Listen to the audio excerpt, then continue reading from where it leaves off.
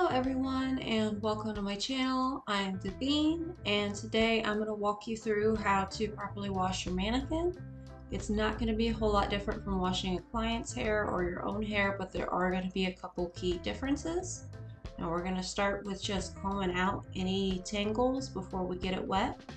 And then if you have a shampoo bowl, obviously use the shampoo bowl. If you do not have access to one, just make sure you clean your kitchen sink before and after. Now the most important thing to remember here is don't just throw the mannequin in the bowl. Make sure you keep that mannequin head as upright as you can. If you have a friend to hold the head while you wash it, that makes it so much easier. A lot of times in life we do not have that, so you're going to have to use one hand to hold the mannequin head. I normally will press the base up against the edge of the sink. It just kind of stabilizes it, makes it a little easier. And you're going to use the other hand to wet down the mannequin and then add the shampoo and scrub it. As you see here, I'm at all times kind of holding that mannequin head with one hand and then switching hands to scrub different parts of the head.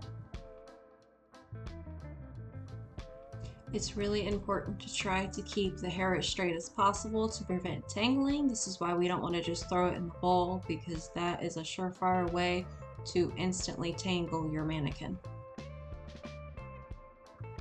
Now, another thing to note is I am taking a little extra time scrubbing the mid shaft of the hair because this is a new mannequin and I want to make sure that there is no product or anything left on this before I start working on it.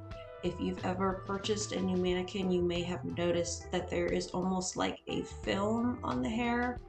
The hair has to go through an extensive cleaning process, and then most places will add products to make it look extra shiny. There's no way of really knowing exactly what is put on it because every company does it differently, and you don't know what happens to that mannequin between it leaving the factory and it making it to you. So best bet is just to wash it when you get them, especially if you are planning on using any kind of chemicals or coloring on the mannequin. The last thing you want is to have a reaction. So the best thing to do is just wash it. You don't need to worry about feeling that film on your hands while you're working on it. You don't need to worry about any chemical reactions. Another thing to note is you may need to take the conditioner a little bit higher than what you would with a client.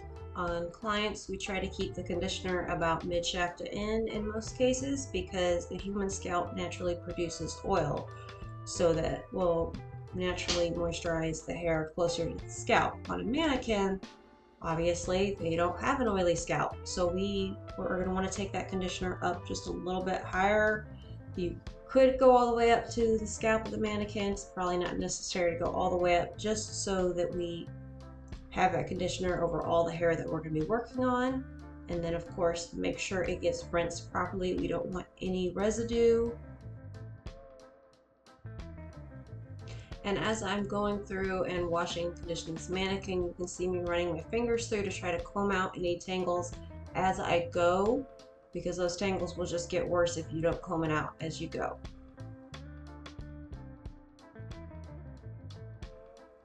And when you towel dry, you do the same, trying to hold that mannequin up and keep the hair as straight as possible so it does not tangle. And if you are able to let the mannequin air dry, that is going to be the best in regards to caring for the mannequin. So we can comb out the tangles once it dries if you let it air dry. Now, if you're going to blow dry the mannequin because you're working on a timetable, you're going to want to comb out any tangles prior to blow drying it so that it doesn't tangle more. And then when you do blow dry, what you're going to want to do, and I recommend this for clients as well, is you start in the back, kind of underneath where the most hair is, where it's the thickest, because that's what's going to take the longest to dry.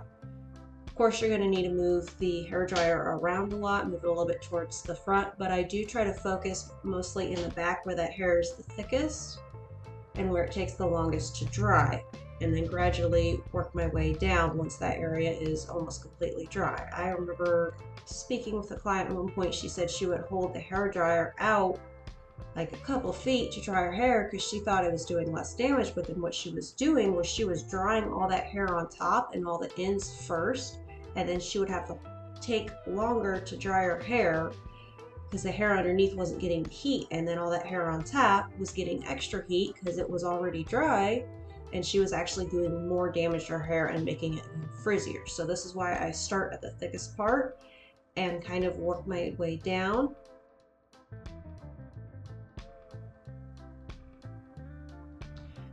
And once you get most of the top and midsection dry, you might find that those tips are still a little bit wet.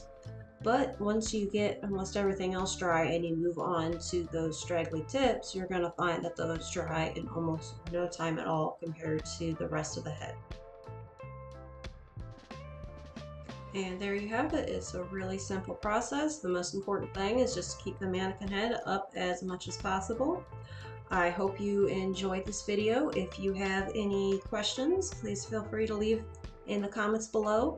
Please like and subscribe for more upcoming videos. Have a fabulous day.